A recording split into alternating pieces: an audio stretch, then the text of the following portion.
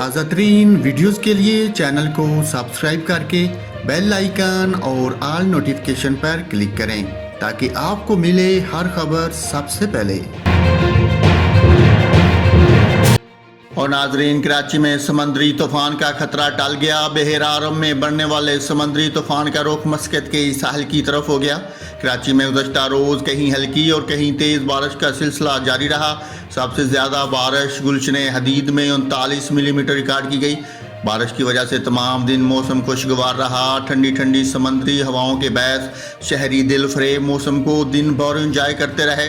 دوسری جانب طوفان شاہین کے زیر اثر بلوچستان کے علاقوں خزدار، گوادر، لسبیلا، آوران اور کیچ میں 3 اکتوبر تک کہیں ہلکی اور کہیں موسلادھار بارش کا امکان ہے۔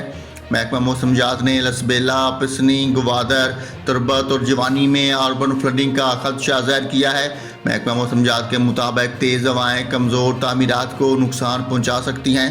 محکمہ موسمیات کے مطابق سمندر میں طغیانی کی صورتحال رہے گی۔ ماہی گیر 3 اکتوبر تک سمندر میں نہ جائیں۔